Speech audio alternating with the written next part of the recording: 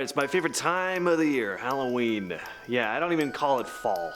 Certainly don't call it autumn. Who the hell goes around saying it's autumn? All of October is just Halloween to me. Screw Thanksgiving too. Don't care about that either. I just like pumpkins, the candy, the sexy version of every costume imaginable. It's awesome. What's everyone dressing up as this Halloween? Let me know in the comments. I'm your host James, and these are the top 10 unsettling Halloween urban legends from around the world you've never heard of. And we're kicking off the list with the dead body decoration urban legend. This legend is pretty simple. Out of all the Halloween decorations adorning people's homes in the Halloween season, there have been cases where particularly sick and twisted individuals have strung up real dead bodies for display, hiding them in plain sight. This is, of course, utter nonsense, right? Well, things like this have actually been known to happen. The most famous case is probably one that happened in 2015 in Ohio. People passed by a house for a while thinking they just decorated their fence with a highly realistic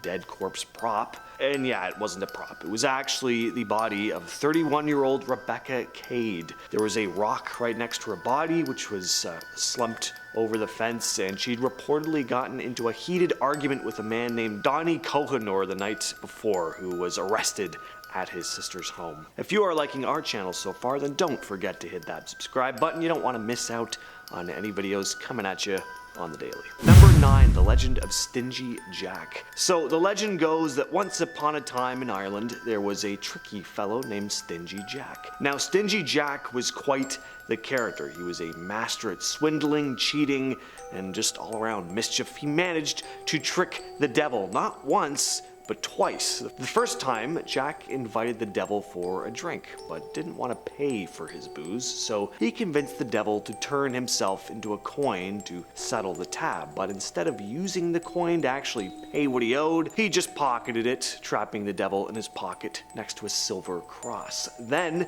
Jack struck another deal with the devil. This time he asked Satan to climb a tree to grab some delicious apples. While the devil was up in the branches, Jack carved a cross on the trunk, trapping the devil yet again. And when Stingy Jack finally met his end, both heaven and hell wanted nothing to do with him because of his trickery and deceit. So he was left wandering the dark, empty space between worlds, carrying only a burning coal inside a turnip to light his way. People started carving scary faces into turnips and potatoes, placing candles inside to ward off Stingy Jack and other wandering evil spirits on All Hallows Eve. And when Irish immigrants brought this tradition to America, they found pumpkins were perfect for carving, leading to the birth of the jack-o'-lantern as we know it today. At number 8, we have an urban legend about a massacre said to take place at Julia Tutwiler Hall in Alabama on Halloween night. So the legend goes that every Halloween, this female dorm is under threat of something. Everything from a disaster's gonna hit to the tortured spirit of a former student will roam the halls and take someone's life. So why on Halloween, and why are the circumstances of this supposed horrific event so vague? Well, this all started because of an interpretation of a prediction made by Nostradamus. Apparently, he predicted that sometime between 1960 and 1990, a terrible massacre would happen at a girls' dormitory close to a cemetery and a mental asylum.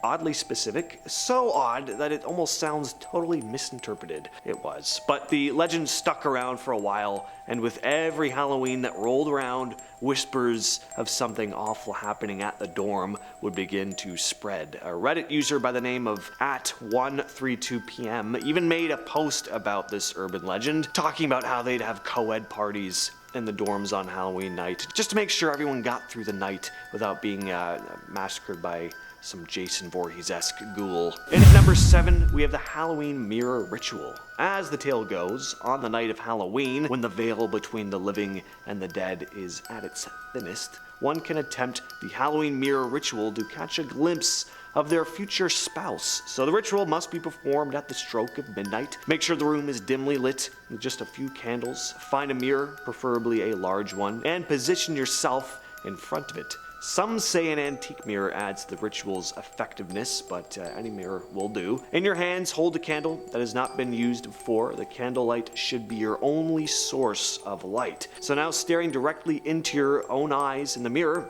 chant the incantation. Halloween night, spirits and sprites, show to me my future delights. Who shall be my partner in life? Show me this night. As you continue to gaze into the mirror, be observant. Some say you might catch a glimpse of a shadowy figure or the face of your future spouse, hopefully. Could be a clear image or something more symbolic like an initial or a symbol representing their personality. Once you feel a presence or witness a sign, quickly blow out the candle, step away from the mirror. Some believe that leaving the candle burning could invite unwanted spirits into your home. Number 6, the urban legend of temporary tattoos being laced with hallucinogens. The myth here began at sometime in the 70s, and it goes that drug dealers looking to get young ones hooked early would lace the packages of temporary tattoos with stuff. One tale goes as follows. 2 young cousins embarked on their annual Halloween adventure, eagerly trick-or-treating in their neighborhood. Upon returning home, though, their eyes widened with delight as they discovered unicorn temporary tattoos nestled among all their candy. And they were oblivious to the danger that lurked within, and they excitedly showed their mothers their newfound tattoos. The moms, unaware of the impending danger, assumed the tattoos were harmless novelties and permitted the daughters to apply them. But within moments, strange things started to happen. Their behavior became erratic, resembling the effects of potent substance of some kind. The mothers swiftly rushed their daughters to the emergency room in the hospital. Doctors were also baffled by the girls' symptoms. They suspected some form of intoxication, prompting the police to seize all the Halloween candy, but there was nothing wrong with the candy. And the following day, one of the mothers stumbled upon the discarded package of the temporary tattoo. She took the evidence to the local police station, where a lab analysis on the tattoo packaging confirmed their worst fears. The temporary tattoos had been deliberately laced with a potent hallucinogenic drug. There's no evidence of this ever having happened. And next, we have the razor blades, needles, or various other sharp, dangerous objects in candy urban legend. This is one that's been around for years. I remember my mom making us let her inspect our candy when we got back from trick-or-treating before we ran off back to our room with it. It's a valid concern. There's some messed up people out there. Even though this is often placed into the urban legend category, though, stuff like this has been known to happen, which is deeply unsettling. The idea that someone would take pleasure in harming innocent trick-or-treaters just completely at random, not even seeing the aftermath, just knowing they caused harm, can't wrap my head around that. Luckily, there aren't many instances of genuine harm having been caused, but the fact that some sick people have even tried is disturbing. One well-known case was from 2000 when a guy was found having inserted needles into chocolate. Luckily, no one got hurt though.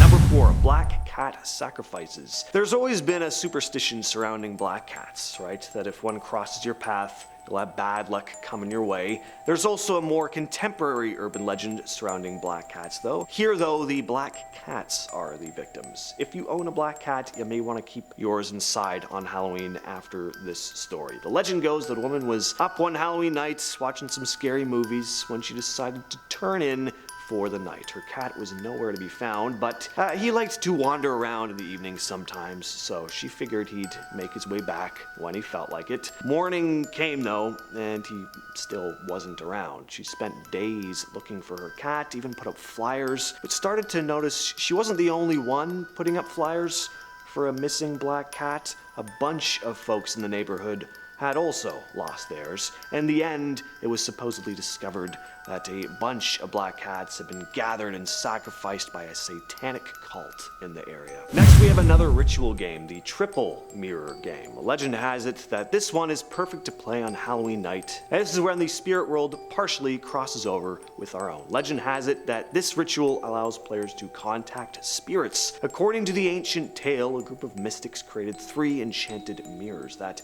when used together under specific conditions, could open a portal to realms unknown. These mirrors were believed to have unique powers, one showing the past, the second revealing the present, and the third unveiling the future. But the mirrors were also said to be a gateway to the spirit world, where restless souls and mischievous entities resided. The legend warned that those who dared to play with these mirrors risked encountering otherworldly forces, and if not careful, might be trapped in the spirit realm forever. First, to play this game, you'll need 3 mirrors, a dark, quiet room, and a candle. Choose a room where you won't be disturbed, and preferably after midnight. Dim the lights or use candlelight to create the atmosphere. Arrange 3 mirrors so that you bounce the reflection of the door from one mirror to the next. And supposedly if you stare into the 3rd mirror long enough, you might start to see shadowy figures of spirits that have made their way into your home. When you're ready to end the session, thank the mirrors and visualize the energy dissipating. Turn on the lights, dispel the eerie atmosphere, and break the connection. Alright, similar now to the sharp objects in Candy Myth, now we have the poison candy. This one's pretty simple. Watch out, kids. Some creep may have poisoned your candy. Don't eat it if it smells like formaldehyde. Now, disturbingly, there is a real-life case of a trick-or-treater's candy being poisoned, only it wasn't a stranger that did it, it was his own father. Ronald Clark O'Brien decided to take the life of his own son, Timothy, on Halloween of 1974 by poisoning his pixie sticks with potassium cyanide. His motive, he wanted to claim life insurance money. Not only did he poison his own son though, he poisoned his daughter as well as 3 other trick-or-treaters in order to try and cover up the crime, making it harder to identify who did it. Luckily, the others didn't eat the candy, and Ronald was sentenced to death and died of lethal injection in 1984. Finally, we have the haunted house. Now, I'm not talking about a real haunted house here, at least it's not said to be. It's a haunt with actors and props set up to spook people out. There's tons of these things during the Halloween season. I try to get to a couple every year. I have a brew or 6, get chased by Leatherface, good times. But